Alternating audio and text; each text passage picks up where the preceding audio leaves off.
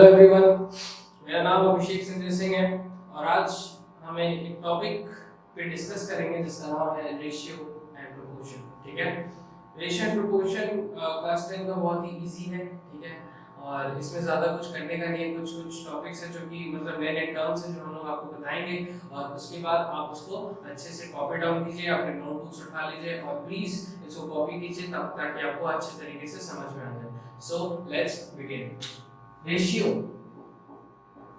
Ratio actually में होता क्या है? ठीक है, रेशियो मतलब होता है डिवीजन। कोई अगर दो नंबर डिवाइड हो रहा है इसका मतलब होता है कि ऊपर न्यूमरेटर एंड डिनोमिनेटर के बीच में कुछ रेशियो है, इसी को कहते हैं रेशियो। ठीक है, जैसे फॉर एग्जांपल अगर हम बोले 5/6, तो अगर हम इसको रेशियो की फॉर्म में लिखेंगे तो इसको हम लिखेंगे 5:6। दैट मींस व्हाट कि 5 जो है वो 6 से डिवाइड हो रहा है। ठीक है, रेशियो का मतलब क्या हो गया? Divide. So ratio means divide. ठीक है, ये चीज समझ में आ गया। अब रेशियो के कुछ कुछ टाइप्स होते हैं। ठीक है, रेशियो के टाइप्स होते हैं। रेशियो के टाइप्स क्या होते हैं वो हम लोग अभी जानेंगे।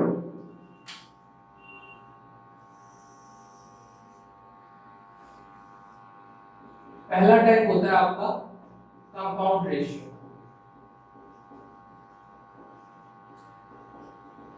क्या हो रहा है? पहला टाइप है आपका कंपाउंड रेशियो। कंपाउंड रेशियो का मतलब क्या होता है कि कोई भी जितने भी सारे रेशियो दिए, जैसे फॉर एग्जांपल अगर आपको A:B दिया है, ठीक है, एंड C:D दिया होगा और इन दोनों के बीच में आपको कंपाउंड रेशियो निकालना है, तो आप क्या करेंगे? देखो, सबसे पहले इस ये जो पहले वाले A और C इसका प्रोडक्ट निकालोगे। ठीक है, इस टू देना है और फिर B into D यानी दिस। अब देखो B और D और A और C को कहते क्या है? ठीक है, अब तो अगर हम बोले कि A:B दिया हुआ है तो A को बोला जाता है एंटीसीडेंट। क्या बोला जाता है? एंटीसीडेंट। ठीक है, और B को बोला जाता है कॉन्सिक्वेंट। ठीक है, ये चीज समझ में आ गया अपने को। तो compound ratio is nothing but the product of the antecedent is to the product of the consequent. Understood? So अगर फॉर एग्जांपल हम तो ये ए बी और सी डी के टर्म में लिए, अगर हम न्यूमेरिकल्स के टर्म में लेते हैं तो let's say for example 2:3 and 6:7 दिया हुआ है, तो इसका कंपाउंड रेशियो कैसे निकलेगा? इजी है, 2 into 6 करेंगे is to 3 into 7 करेंगे, तो इसका आंसर क्या हो जाएगा? 12:21। अंडरस्टूड? तो ये अपना आता है कंपाउंड रेशियो। कंपाउंड रेशियो सभी को समझ में आ गया। ठीक है, so moving on to the next type. और नेक्स्ट टाइप क्या है? नेक्स्ट टाइप है डुप्लीकेट रेशियो। डुप्लीकेट रेशियो क्या होता है? हम लोग स्क्वायर नाम सुना है, कोई भी नंबर का स्क्वायर कर लेना, ठीक है, तो उसको डुप्लीकेट रेशियो बोलते हैं। वेरी इजी, अगर कोई भी रेशियो A:B दिया हुआ है और उसका हम लोग को डुप्लीकेट निकालना है तो वो हो जाएगा A²:B²। क्लियर? अब जैसे फॉर एग्जांपल हम बोले 5:3, तो इसको कैसे करेंगे? 5/3 करेंगे, उसका whole square, that is 5²/3², which is how much? 25/9, that is 25:9। Clear? Any doubt? Good. So ये चीज है डुप्लीकेट रेशियो। ठीक है, अब डुप्लीकेट रेशियो के बाद आता है एक और, वो है सब डुप्लीकेट रेशियो।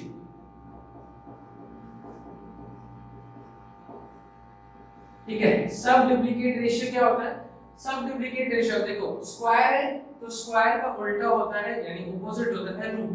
ठीक है, तो डुप्लीकेट रेशियो अगर स्क्वायर है तो सब डुप्लीकेट रेशियो रूट होता है। ठीक है, तो अगर A:B है और उसका हम लोग को सब डुप्लीकेट रेशियो निकालना है तो वो हो जाएगा √A:√B। ठीक है, अगर हम बोलते हैं 25:9, ठीक है, इसका हमको सब डुप्लीकेट रेशियो निकालना है तो हो जाएगा √25/√9, that is 5/3, which is 5:3। Clear? ठीक है, ये होता है सब डुप्लीकेट रेशियो। तो डुप्लीकेट रेशियो हो गया, सब डुप्लीकेट रेशियो हो गया। अब अपने आते हैं ट्रिप्लीकेट रेशियो पे। तो डुप्लीकेट का मतलब स्क्वायर होता है, तो ट्रिप्लीकेट का मतलब आपको आइडिया लगा सकते हैं कि ट्रिप्लीकेट का मतलब होता होगा क्यूब। ठीक है, तो किसी भी कोई भी रेशियो का अगर हम लोग क्यूब करते हैं तो वो ट्रिप्लिकेट रेशियो होता है, इसमें कुछ ज्यादा बोलने का है नहीं। सो अगर ये a/b दिया हुआ है, ठीक है, और इसका आपको ट्रिप्लिकेट निकालना है तो a/b होल क्यूब हो जाएगा, which is a³ b³ which is a³b³। ठीक है, समझ में आ गया? ये होता है आपका ट्रिप्लिकेट रेशियो। अगर हम कोई न्यूमेरिकल्स ले लें से 3:9, सॉरी ज्यादा हो जाएगा, 3:5, तो 3:5 यानी 3/5 होल क्यूब, इसका मतलब 3 का क्यूब डिवाइडेड बाय 5 का क्यूब, व्हिच इज 3 का क्यूब कितना होता है, 3 3 9 9 3 27। ठीक है, तो 3 का क्यूब हो जाएगा 27 और 5 का क्यूब कितना होगा, 5 5 25, 25 5 125। ठीक है, तो ये 125, तो इसको हम लोग लिख सकते हैं 27:125। सो यहाँ पे आपका ट्रिप्लिकेट रेशियो होता है। ठीक है, सो नेक्स्ट आप लोग अंदाजा लगा सकते होंगे कौन सा रेशियो है। जी हाँ, ये है आपका सब ट्रिप्लिकेट रेशियो। सब ट्रिप्लिकेट रेशियो, सब ट्रिप्लिकेट रेशियो, अब जैसे क्यूब है तो क्यूब रूट हो जाएगा। ठीक है, तो अगर a/b दिया हुआ है, इसका आपको सब ट्रिप्लिकेट रेशियो निकालना है तो ये हो जाएगा a/b क्यूब रूट। ठीक है, which is cube root of a by cube root of b, that is cube root of a is to cube root of b। समझ में आया? Any doubt? यहाँ तक तो कुछ डाउट नहीं होना चाहिए मेरे ख्याल से। अगर न्यूमेरिकल्स में आते हैं अपने तो हम इसी का देते हैं, अगर 27:125 है, ठीक है, और इसका आपको क्यूब रूट निकालना है तो आप क्या करेंगे, क्यूब रूट ऑफ 27/125 हो जाएगा, that is cube root of 27 divided by cube root of 125, that is 3/5 which is 3:5। समझ में आया? ठीक है, तो ये होता है ट्रिप्लिकेट, ये होता है सब ट्रिप्लिकेट। तो ये कितने हो गए, 5। एक और बचता है, वो होता है इनवर्स रेशियो या फिर रेसिप्रोकल रेशियो। इसके लिए हमको ये चीज को मिटाना होगा। आप लोग कॉपी डाउन कर लो, ठीक है, पॉज करके कॉपी कर लो, हम लोग आगे बढ़ते हैं। ठीक है, तो कॉपी आप लोगों ने कर लिया, अब हमें इसे मिटाना है तो हम ये मिटाते हैं। ठीक है, तो लास्ट जो बचता है वो होता है अपना इनवर्स रेशियो। इनवर्स रेशियो, ठीक है, इनवर्स रेशियो, इसको रेसिप्रोकल रेशियो भी बोलते हैं।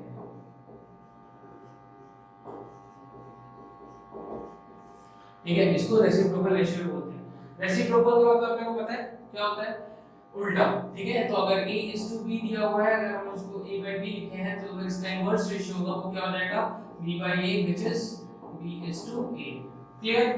तो ऐसे होता है इनवर्स रेशियो, रेसिप्रोकल रेशियो। अगर हम बोले 5:3, ठीक है, तो 5/3 which is 3/5 which is 3:5। ठीक है, अब 5/3 का इनवर्स रेशियो क्या हो जाएगा, 3/5, 3:5। अब ये जो चीज था ये अपना इंट्रोडक्शन था कुछ टर्म्स को लेके। अब हम लोग कुछ क्वेश्चंस करेंगे। ठीक है, क्वेश्चंस आप लोग इसे कॉपी कर लें, ठीक है, और फिर हम लोग क्वेश्चंस पे बढ़ते हैं। तो कॉपी आप लोगों ने मेरे ख्याल से कर लिया होगा। अब आते हैं अपने क्वेश्चंस पे। ठीक है, तो क्वेश्चंस में पहला क्वेश्चन है आपका कि 3a is equal to 4b is equal to 6c। ये है 3a is equal to 4b is equal to 6c हमें गिवन है। ठीक है, हम लोग को फाइंड आउट करना है a is to b is to c। ठीक है, हम लोग को क्या फाइंड आउट करना है, a is to b is to c और 3a is equal to 4b is equal to 6c दिया हुआ है। ठीक है, तो इसको प्रोसीड कैसे करेंगे, सबसे पहले इसको अपन लिखेंगे सॉल्यूशन। ठीक है, तो सॉल्यूशन में 3a is equal to 4b is equal to 6c को हम लोग k ले लेंगे। ठीक है, हम लोग k लेंगे इसको, तो 3a k के बराबर होगा, 4b इक्वल्स k हो जाएगा और 6c इक्वल्स k हो जाएगा। ठीक है, तो a का जो वैल्यू होगा वो होगा k/3, b का वैल्यू क्या हो जाएगा k/4 एंड सी का वैल्यू जो हो जाएगा वो हो जाएगा k/6। ये चीज समझ में आ गया ना, हमने k लिया, अब क्योंकि सब इक्वल टू है तो k भी 3a के इक्वल, k 4b के इक्वल और k 6a के इक्वल। अब क्या करना है, हम लोग को a का वैल्यू, b का वैल्यू, c का वैल्यू निकालना है। अब हम लोग क्या करेंगे, a:b:c निकालेंगे। तो a:b:c मतलब this right. So k/3 k/4 k/6 correct. तो ये चीज जो है अपना a:b:c निकला। ठीक है, अब देखो कि सब में कॉमन किया है तो ये सब कैंसिल आउट हो जाएगा। तो जब ये कैंसिल आउट होगा तो क्या बचेगा अपने पास बचेगा 1/3 1/4 1/6। ठीक है, ये चीज हुआ। अब a:b:c निकालने के लिए हम लोग क्या करेंगे कि 1/3 1/4 और 1/6 जो है इसका जो डिनोमिनेटर है 3 4 एंड 6 इसका हम लोग एलसीएम निकालेंगे। तो एलसीएम ऑफ 3 4 एंड 6 ये कितना हो जाएगा आपका, चेक कर लेते हैं। 3 4 और 6 का एलसीएम जो होगा वो कितना होगा, 3 1 जा 4 2 2 1 जा 2 1, तो 3 से 6 6 से 12, तो एलसीएम इसका कितना हो गया 12। तो जब इसका एलसीएम 12 हो जाता है, ठीक है, तो अब क्या करना है, इस 12 को उठा आपको सब में मल्टीप्लाई करना है। हर एक जो a है b और c है का वैल्यू है उसमें मल्टीप्लाई करना है। तो ये आपको कुछ इस तरीके से दिखेगा 1/3 into 12 is to 1/4 into 12 is to 1/6 into 12। ठीक है, so 3 4s are 12, 4 3s are 12 and 6 2s are 12, so we are left out with 4 is to 3 is to 2। तो a is to b is to c का value कितना हो गया 4 is to 3 is to 2। तो ये पहला क्वेश्चन सभी को समझ में आ गया है, होप, ठीक है, और ये आपका यहाँ पे आंसर हो गया। ठीक है, अब हम लोग दूसरे क्वेश्चन की तरफ बढ़ते हैं जिसमें a is to b का वैल्यू दिया हुआ है 2 is to 5, b is to c का वैल्यू दिया हुआ है 3 is to 4। हम लोग को a is to b is to c निकालना है। तो इसको कैसे निकालेंगे, देखिए a is to b is equal to 2 is to 5, तो हम लोग a/b जो है उसको 2/5 लिख सकते हैं। इतना सब समझ में आ गया। और अगर आपको b is to c 3 is to 4 दिया हुआ है तो b/c जो है वो 3/4 हो जाएगा। क्लियर? तो ये चीज अपना हुआ। अब करना क्या है कि ये b दिख रहा है आपको और ये b दिख रहा है, ये दोनों सेम है, ठीक है, लेकिन इन लोग के जो नंबर्स है वो अलग अलग है। तो इनको सेम बनाने के लिए क्या करेंगे, 5 और 3 का हम लोग एलसीएम लेंगे। ठीक है, 5 और 3 का एलसीएम सबको पता है कि वो 15 होगा, करेक्ट। तो करना क्या है कि a/b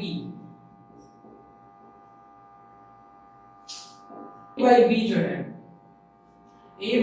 है वो 2/5 है, तो a/b is equal to 2/5 is equal to हम लोग 1/15 लिखेंगे यहाँ पे।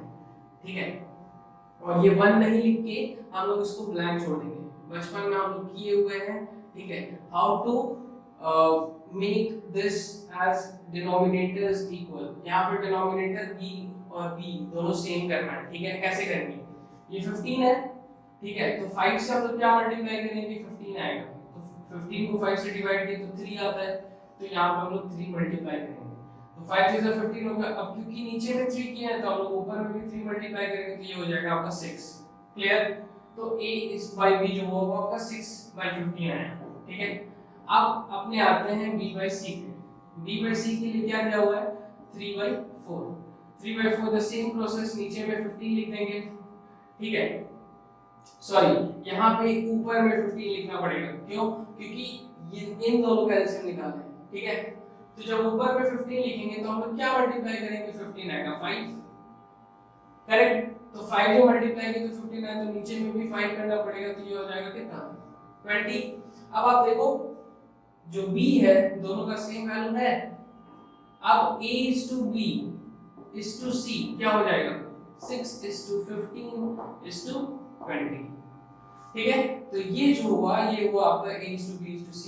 अगर a is to b b is to c दिया हुआ है और b का दोनों वैल्यूज अलग है तो हम लोग a is to b is to c कैसे निकालते हैं, पहले b को सेम करते हैं, इक्वल करते हैं और फिर डायरेक्ट लिख देते हैं। ठीक है, सो दो क्वेश्चंस हम लोगों ने सॉल्व कर लिया। अब ये तीसरे हर्डल की तरफ हम लोग बढ़ते हैं। ठीक है, तीसरा हर्डल अपने को ये कहता है कि ₹1290 है, ठीक है, उसको ए बी और सी में डिवाइड करना है इस तरीके से जिसमें ए जो होगा उसको बी का 2/5 मिलेगा। ठीक है, ए जो होगा उसको बी का 2/5 मिलेगा और बी बाई सी का वैल्यू 4/3 दिया हुआ है। ठीक है, तो इसको कैसे करेंगे? ठीक है, तो सबसे पहले अपने क्या करेंगे कि b को हम लोग 4x ले लेंगे। ठीक है, b का जो भी वैल्यू है उसको हम लोग 4x ले लेंगे। ठीक है, c हो जाएगा अपना 3x। तो अपना a क्या होगा? a क्या होगा? 2/3 ऑफ b और b का वैल्यू क्या है? 4x। सॉरी ये 5 है ना, 2/5 ऑफ b, तो b का वैल्यू जो होगा वो a का वैल्यू क्या हो जाएगा? 2/5 ऑफ 4x। ठीक है, 2/5 ऑफ 4x का मतलब कितना होता है? 8x/5। क्लियर?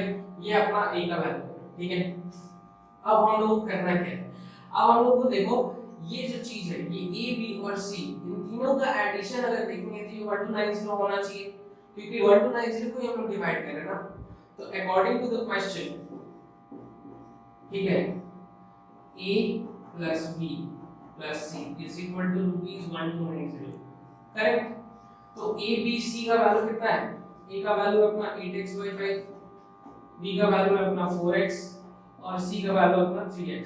ठीक है, इसका जो वैल्यू होगा इसका एलसीएम निकालेंगे, हो जाएगा 5, ये हो जाएगा अपना 8x, ये हो जाएगा अपना 20x और ये हो जाएगा अपना 15x।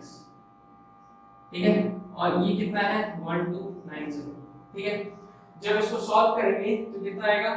20 + 8 is 28, 28 + 15 is how much? 43। Correct? देखो 20 + 15 कितना हो गया? 35, 35 + 8 43। तो ये हो जाएगा 43x/5 is equal to 1290।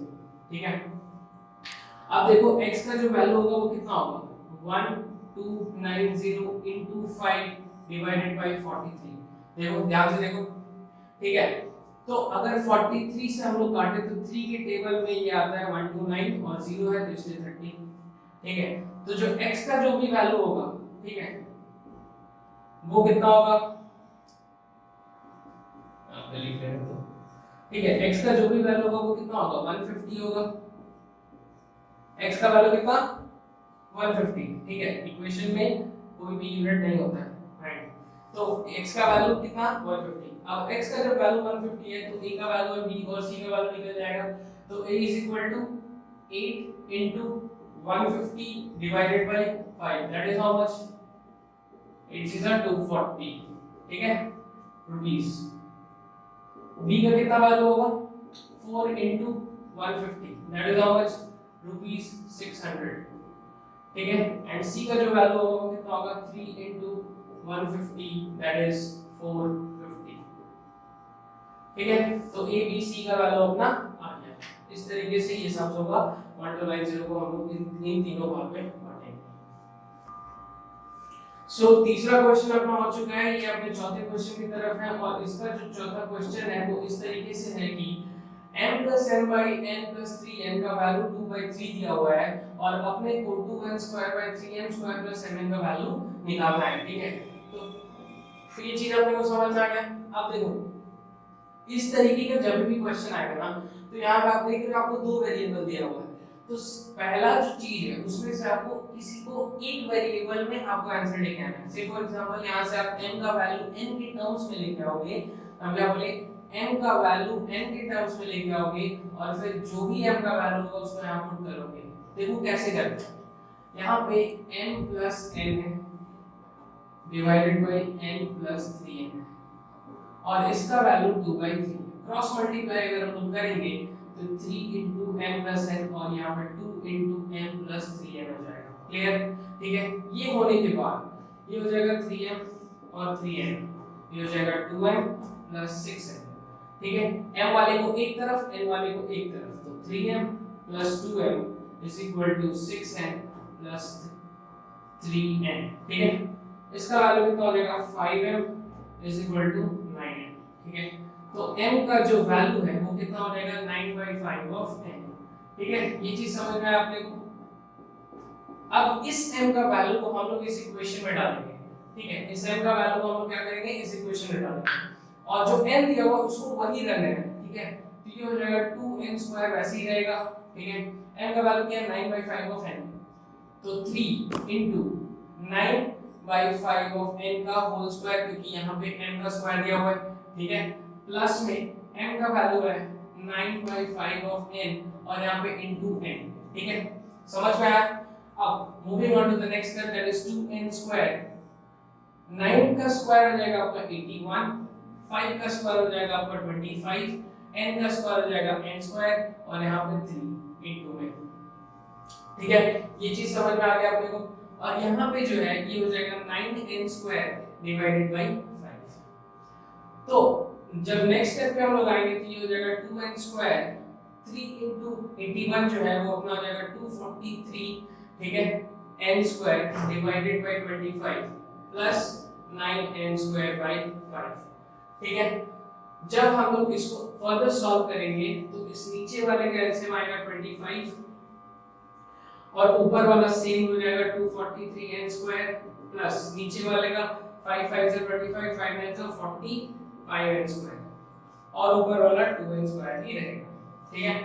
अब ये जो 25 है ये ऊपर चला जाएगा तो ये हो जाएगा आपका 50n² और यहाँ पे कितना 243 प्लस 45 कितना होता है, 3 प्लस 5 8, 4 प्लस 4 8 और 2 और यहाँ पे n², ठीक है, ये हो गया क्योंकि 25 इधर मल्टीप्लाई हो चुका है। बच गया क्या अपने पास 50n² डिवाइडेड बाय 288n²।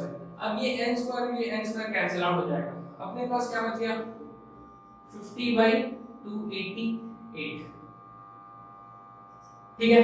अब इसको हम लोग सिंपलीफाई कर देंगे तो ये हो जाएगा अपना 225 सा और 144 सा, दैट इज 25/144, ये आपका आंसर होगा, ठीक है।